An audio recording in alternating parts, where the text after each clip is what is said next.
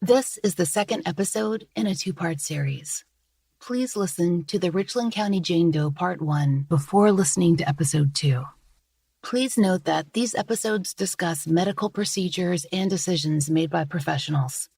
We are not experts in these fields and don't have information beyond their notations. There is discussion of autopsy and medical procedure in this episode. Listener discretion is advised.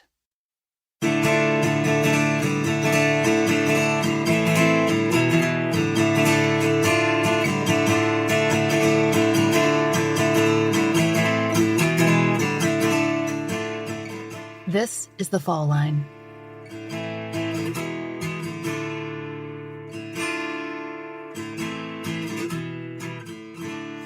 Yeah, so she is one of perhaps the most intriguing of our cases because she looks like she would be so identifiable. We have her photograph. She was encountered at a hospital. It was a brief encounter of 2 days long, but she spoke with people. She must have interacted with members of the public or stayed with people, and that's what's kind of is frustrating, that no leads could be developed at the time in 1982 to give her a name. Last time on The Fall Line, we began the story of the Richland County Jane Doe, a woman who was found on the streets of Columbia, South Carolina in 1982. According to the reports in her file, which were generated first in the Richland County Emergency Room and later at the South Carolina State Hospital, she'd been proselytizing in the streets. She told medical caregivers that she was the daughter of televangelist Oral Roberts, among other things. Based on their observations, it seemed she was experiencing a number of delusions. The emergency room personnel assessed her and recommended her admittance to the state hospital, also known as Bull Street, where she could receive psychiatric care. She had no identification and didn't give them her name. She offered her age as 38, though she may have been older. Later, it was noted that she would respond to both Jane and Virginia, possibly names offered to her by medical staff. The Richland County Jane Doe's chart was updated on a near-hourly basis. On February 15, 1982, she'd been at the South Carolina State Hospital for less than a day. Although she'd had a bout of vomiting the night before, what the notes call, quote, a large amount of clear liquid, she had later eaten and interacted with patients and staff. Her first full day in the ward seemed calm, with the last note in her chart that she was, quote, up and walking around, wearing state clothing, talking with others, and cooperative. Her vital signs were taken at that time. She was only at the state hospital a short while, about a day. Without any way to share her medical history or conditions, the providers were operating with little information and were only in the early stages of assessing her condition when she had a medical emergency. Based on her chart and input from a former aide who was able to explain the hospital's process, we can reasonably say that the likely scenario is as follows. The Richland County Jane Doe had a seizure while in her bed at about 7:30 p.m. Though a pathology report says that she had been in isolation at the time, a few factors point towards her having been moved to a double-use observation/isolation room so that the staff could watch her until a doctor on call could assess her. A former aide also told us that to have fallen out of bed and cut her head, as the report states, she would have been in a standard room, not in isolation where mattresses were on the floor. After assessing the Richland County Jane Doe, the doctor made the call to have her moved to the on-campus hospital, the Burns Building. From there, we have her primary chart as our guide through the last hours of her life. The following information is reported directly from those notes. When she was still at Williams at 7:45 p.m., both Valium and Dilantin were prescribed. At 7:55, Valium was given, and doctors we consulted indicated that this could be given after a seizure. By 8 p.m., she was on a stretcher on her way to the state hospital's own emergency ward. By 9:10, in the ER, her head wound was treated, but she was described as, quote, continuing to have rigid body movements. An X-ray was ordered. At 11:18 p.m., she was given Coramine, a respiratory stimulant. At 11:23, there's a notation of, quote, an oxygen mask at 5 liters. Between 11:23 and 11:39, she is administered, quote, adrenaline for precardiac arrest. At 11:39, she's no longer breathing. 11:40, CPR performed. 11:46, the Richland County Jane Doe is pronounced dead by the physician on duty. In less than 24 hours, she would be in the pathologist's office, awaiting autopsy. Her autopsy would be performed at the Richland Memorial Hospital. We have a copy of this document and a list of the pathologist's major findings. To walk us through what he discovered and her final cause of death, we spoke to Dr. Grace Dukes, who is a forensic pathologist at Prisma Health Upstate and a former pathologist for the Georgia Bureau of Investigation. For transparency's sake, Dr. Dukes is a relative of one member of the Fall Line team. She isn't offering an opinion on treatment, the quality of pathology, or any other critique. We've simply asked her to break down the patient's pathology report. In the report, Jane Doe's cause of death is listed as respiratory insufficiency secondary to aspiration of gastric contents. The manner of death is listed as accidental. The major findings in the autopsy are the respiratory findings, because that is what caused her death. I'll start with those. The respiratory findings include pulmonary congestion and edema. Anytime the blood vessels in the lungs become too full or congested, that's what's meant by congested, the fluid will potentially damage those vessels and start to leak out into the air spaces. And when you have the fluid from the blood leaking out into the air spaces, that fills the air spaces and you no longer get oxygen exchange, which is what usually happens over those air spaces in the lungs. So that's pulmonary edema. That's when you have fluid in the lungs that has leaked out of the blood. Also part of the respiratory findings listed is focal intraalveolar hemorrhage. And just like I was talking about the fluid in the air spaces of the lungs, this is just hemorrhage into the air spaces of the lungs. This is actual blood leaking out into the air spaces, and that contributes to that decreased gas exchange I was talking about. But that's less of a factor here than the pulmonary edema. The second finding in the respiratory system is extensive bilateral aspiration of gastric contents. So aspiration into the lungs means something in the airway that's not supposed to be there that is forced by suction. And in the lungs, the suction part just means breathing. It's breathed in. So there is extensive bilateral aspiration, meaning there is aspiration of gastric contents that came up from the gastric system, crossed over into the airway, and then filled the lungs. And that means that he says that this happened bilaterally and was everywhere. There was a lot of gastric contents. So normally our body has a mechanism, multiple mechanisms, where we can prevent gastric contents from filling our lungs. Someone could potentially aspirate a small amount of fluid, for example, during sleep, but your body has ways to deal with that. Your body will close off its airway, or you will cough or do something else to clear your airway. Aspiration happens when those mechanisms fail, and the gastric contents, which have come up from the stomach, then cross over into your airway and go down and can potentially fill your lungs, as they did here. Another major finding for Jane Doe was a recent grand mal seizure by history. A seizure is just an abnormality in electrical activity in the brain that causes various changes in the body, including what people think of as seizing, where your muscles contract abnormally. Having a seizure like this puts someone at risk for aspiration following that seizure. So those normal mechanisms that prevent gastric contents from entering your airway are no longer working like they're supposed to. And after a seizure, you're at increased risk of aspiration. So Jane Doe had bilateral aspiration of these gastric contents, probably as a result of her grand mal seizure that she experienced shortly before.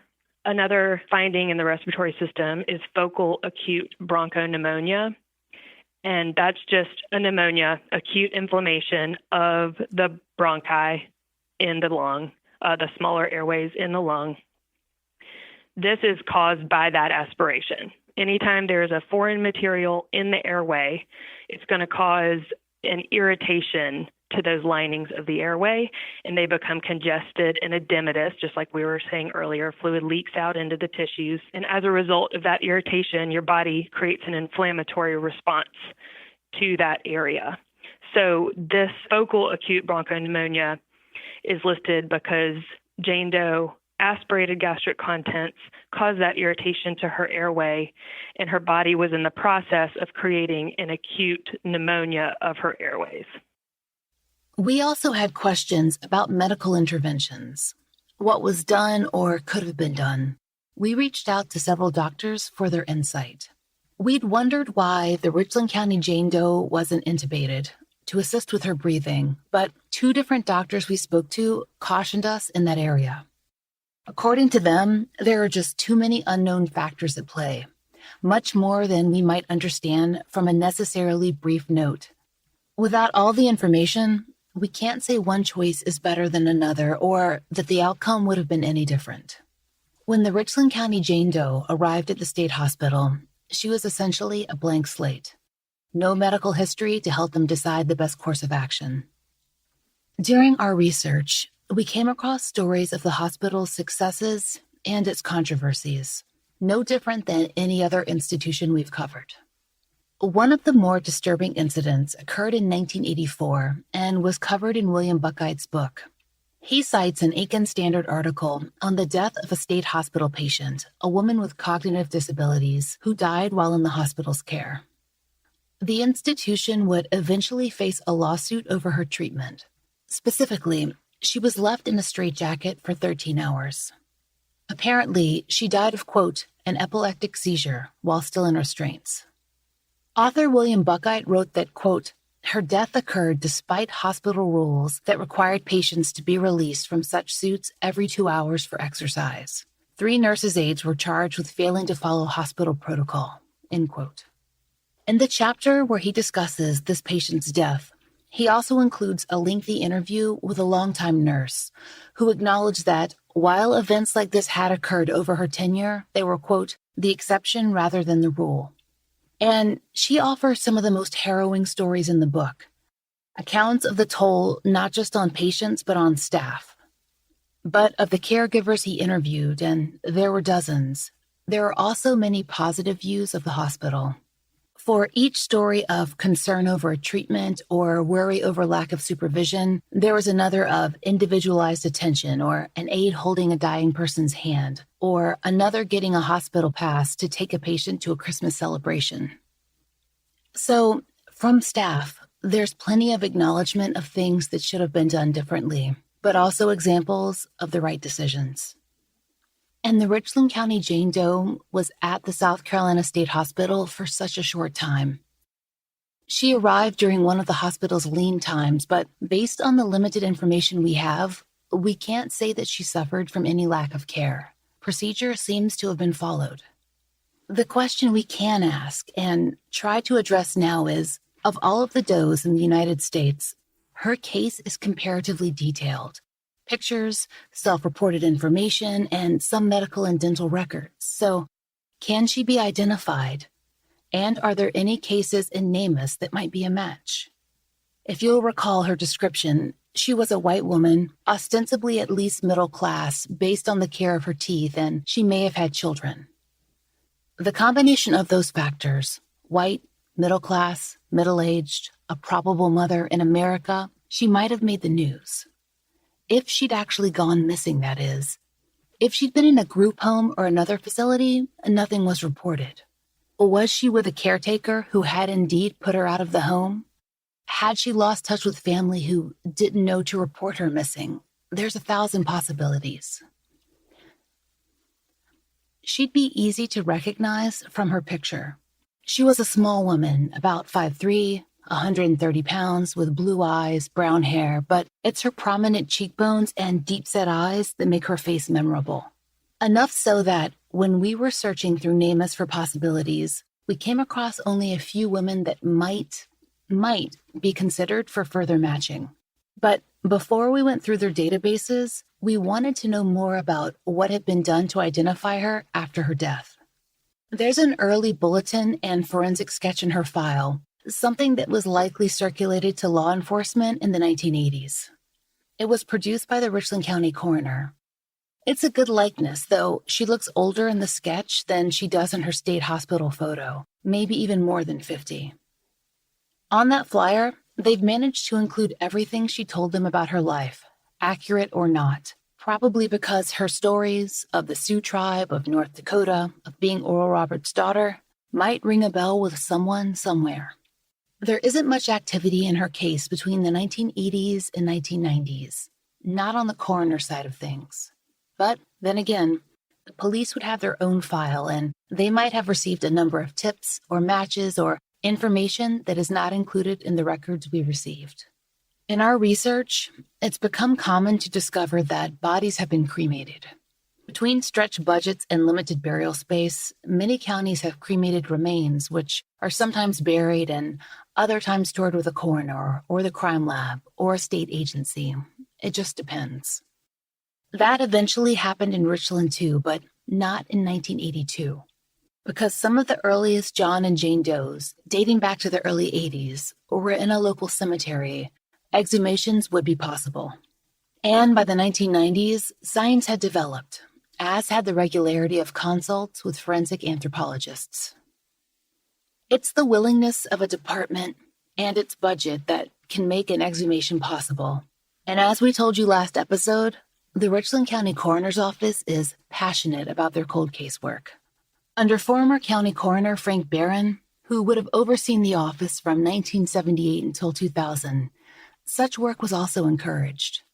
That meant that when the chance to work with Ted Rathbun, the forensic anthropologist, came, the office took it.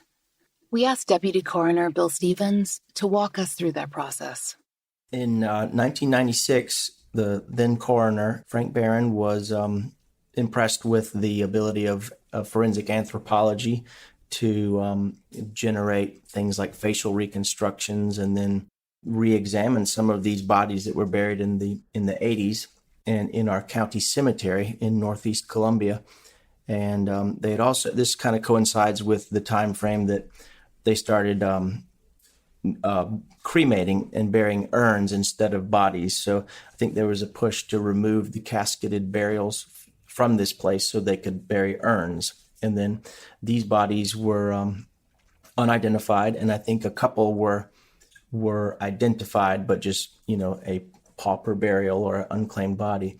But these were well marked, and they got, I think there were 4 total exhumed, and Jane Doe was one of them. And Dr. Rathbun and 2 graduate students were involved in pulling the caskets up. And these bodies had been embalmed and buried, I think, in simple wooden caskets.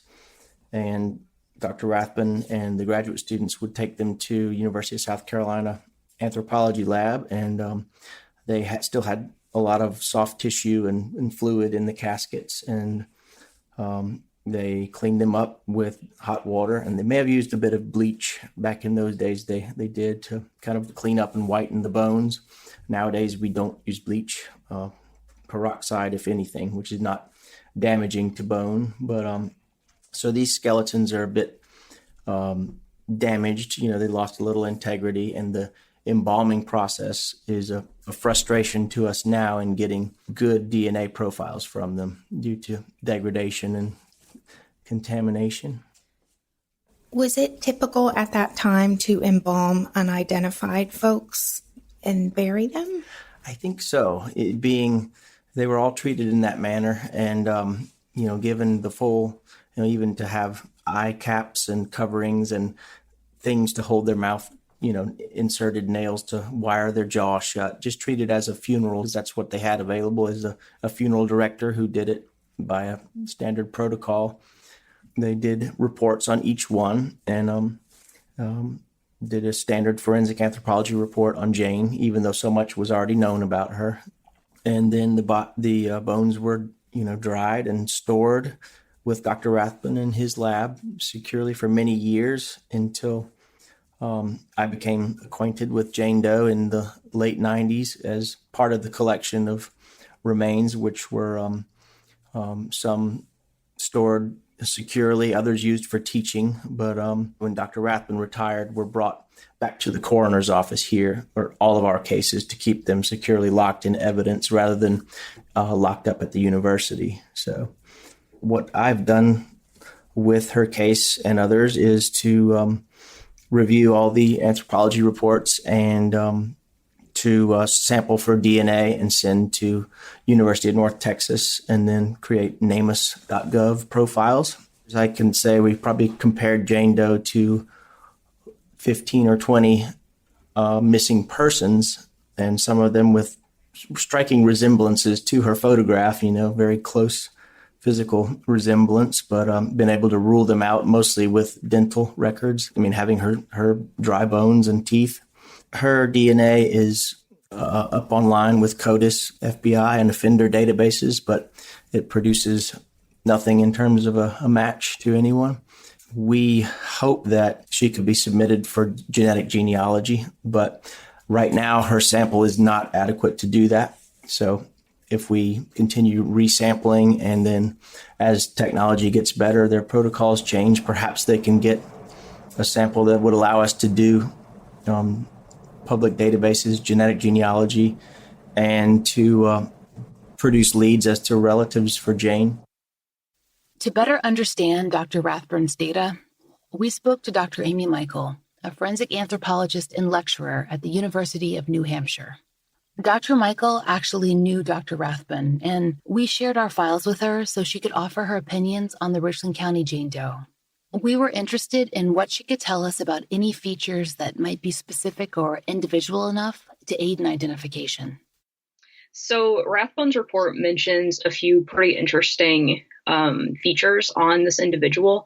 There's the first thing that popped out to me was that there's no trauma or pathology really noted whatsoever in her remains. And again, that's not unusual or any by any stretch. And, you can, of course, suffer from all kinds of diseases that don't have skeletal correlates. But what I noticed that he said in particular in the teeth were these grooves at the top of the teeth. And so he mentioned that this could be part of like habitual stressors or occupational stressors. And I think that what he meant by that was that sometimes we see these grooves in the teeth from like toothpick activity or using teeth as tools. So in cultures where in particular, we see these in women. When women are doing like needlepoint or needlecraft activities, they might they kind of stick the needle in their teeth to hold it there. But from my understanding of the report, these grooves are at the top of the teeth. They're not in the interproximal spaces, meaning between the teeth. So I'm not sure at all what the case is with this decedent. My other thought was that maybe these grooves are actually what we would call linear enamel hypoplasias. And these hypoplasias are basically interruptions or cessations of enamel growth. And we see these in individuals who have chronic health stress. That health stress can be nutritional, it can be disease related, it can be emotional or psychological. So we don't really know what causes the stress. We just know that there is kind of this dental correlate of chronic stress in individuals.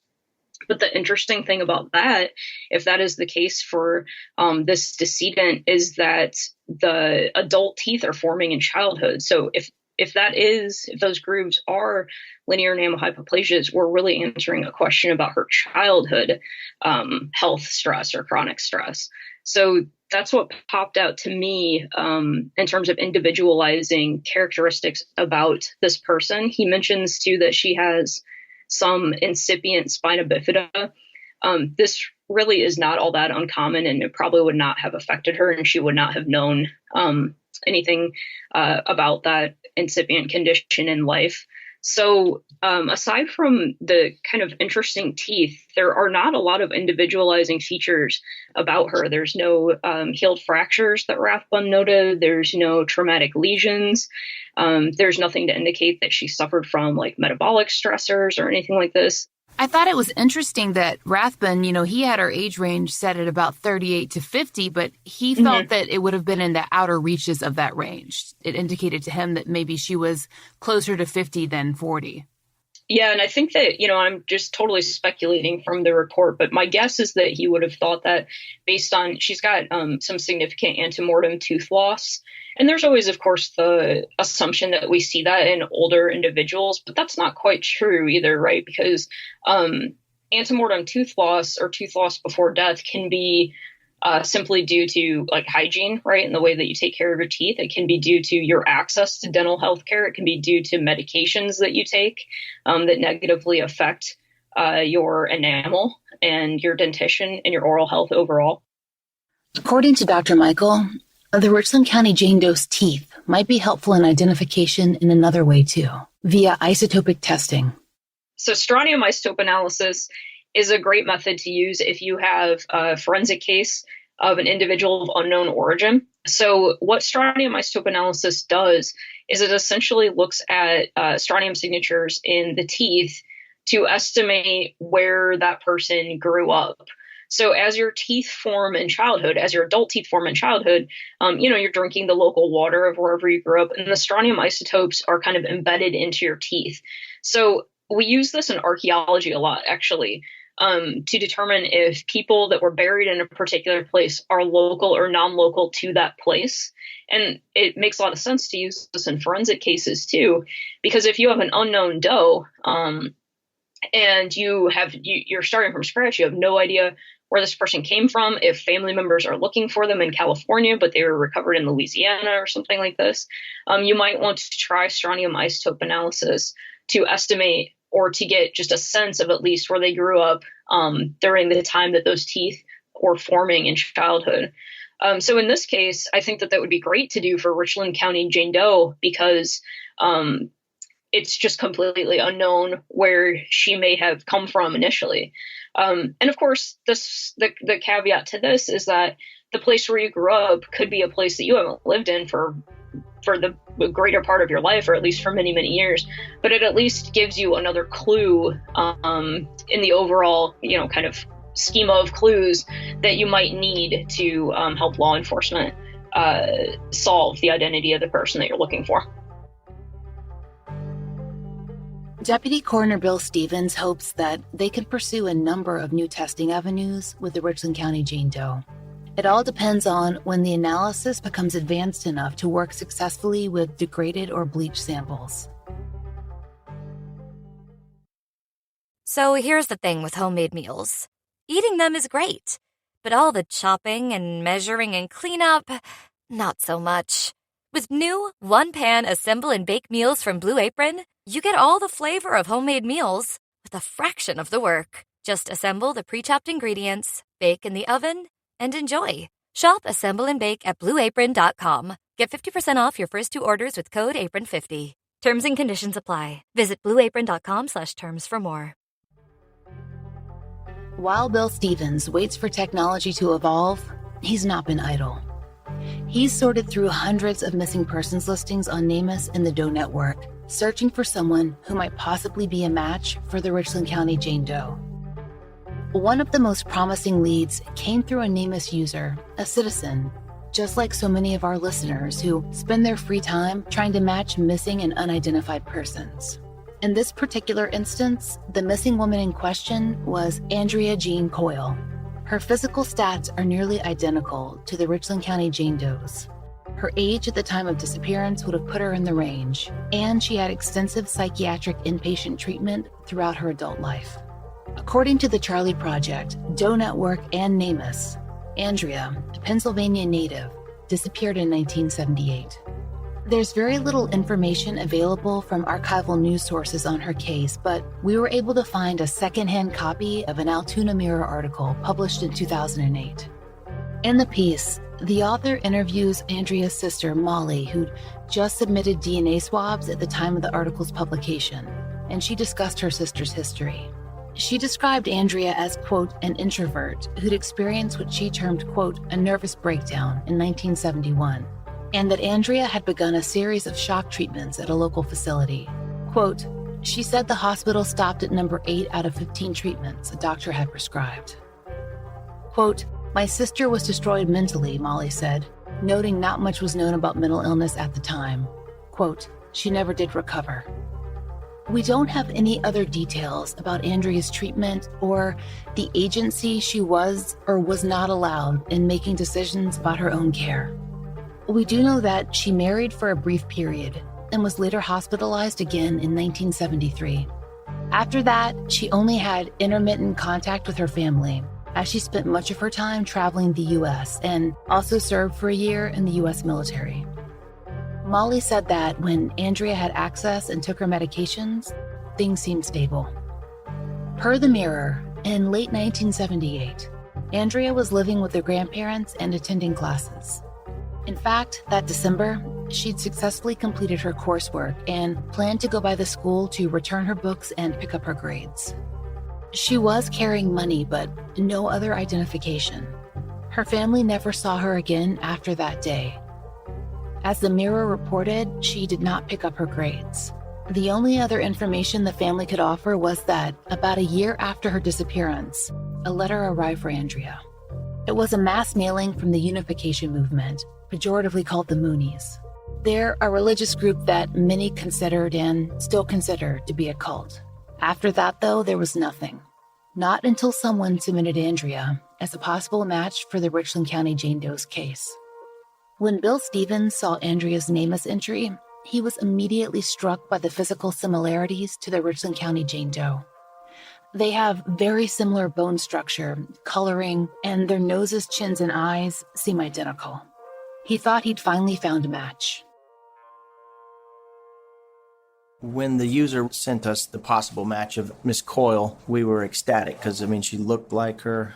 I thought very, very similar image. Her stats were demographically pretty similar, age-wise, height-wise. We immediately submitted our dental records to the NamUs forensic odontologist and then our local one as well to get multiple opinions on the comparison of Miss Coyle and Jane Doe. They were so similar that even the charting was close. So I sent them for two opinions and they ruled them out. I remember them calling both on the same day and just saying, they are so darn close, but there's no way just because of one filling or one tooth. Bill says there are other possible matches on their radar, but that they can't rule the missing persons in or out because of a lack of material, be that DNA or dental records or other techniques his office might apply. He keeps track and he hopes the information will eventually develop. Like Bob Bromage from Season 6 told us, there's always new technology coming down the line. And these passionate cold case professionals, they won't stop. In our research, we came across a few other missing women whose photos and stats seem to roughly match the Richland County Jane Doe's. And though we shared them with Bill, we didn't find a photo so similar as Andrea's. We'll share those on our social media and website, though. Maybe there's someone out there listening who can offer more insight or a better match. In the meantime, the Richland County Jane Doe isn't the only unidentified persons case that the coroner's office is hoping to close. There's another case from 1983 that happened in proximity to the state hospital. Specifically, the Richland County John Doe of 1983, whose remains were found on a creek bank, quote, a short distance from the state hospital. Now, there may be no direct connection to Bull Street. According to local news reports, there was no male patient missing who matched the decedent's description, and he wasn't wearing state-issued clothing. Whether he had been a patient at one point or involved in deinstitutionalization or possibly home insecure, we can't say. There were no injuries found on his body, and his cause of death remains undetermined. He was a black male of about 6 feet, 185 pounds, and was wearing black shoes, socks, pants, and a white undershirt or tank top. Famed forensic anthropologist John Rathbun worked on his case too, and he created a forensic bust in the early 1990s. We hope to tell you more about the Richland John Doe's case when the medical community is more available for interviews. This season was produced in the spring of 2020 as COVID-19 affected everything, including podcast production. For now, we'll share this John Doe's information on social media as well, and we hope to bring you more of the cases from Richland County in the future, because the coroner's office and its employees are determined to close each and every one. We'll end where we began, with the state hospital, tied in one way or another to both of these unidentified persons. Bull Street shifted form and shape several more times, consolidating buildings and other locations on its campus before its complete and final closure in 1996. Since then, the property has been sold, and there are plans for a mixed-use development to take its place. When William Buckeye, the author of the South Carolina State Hospital Stories of Bull Street, interviewed its former employees, he found out that most of them didn't want to see that happen. I know there's been a push to change the hospital into a mixed-use, more modern space, and in your book, it seemed like your interview subjects were against that change. The main reason for that is, like I said, that campus was there 200 years serving South Carolina's mentally ill population. It's a gorgeous campus that had very well-maintained grounds, beautiful trees, beautiful gardens. It was a beautiful place to go to walk around. And it's one of the prettier parcels of land in Columbia, for sure. Everybody was hoping that, or at least the former employees were hoping, that some of the campus would continue to treat mentally ill patients in some way, shape, or form, or if not, that they would have some kind of mental health offices around there. A lot of former employees are disappointed that they're not going to use that they're not planning to use any of the campus to remember the patients who were there over the years and all the people who worked there. They're taking away everything that was there in everybody's memory. I know the need for profit, and I know people want to make money, and I know people want to attract young people onto their campus. But I think it is a shame that they're not building at least a museum there to commemorate all the patients who were treated there and the employees who worked so hard there. If you have any information concerning the Richland County Jane Doe or any of the other open cases of Richland County, please contact the coroner's office at 803-576-1799. Special thanks to William Buckeye, and special thanks to Linda Doyle, who connected us with Bill Stevens, and to Bill himself. Also, we're grateful to the Richland County Coroner's Office for inviting us to share their cases with you. Next time on The Fall Line, we cover a new case, the Glenn County Jane Doe, whose remains were discovered in Brunswick, Georgia, in August of 1990.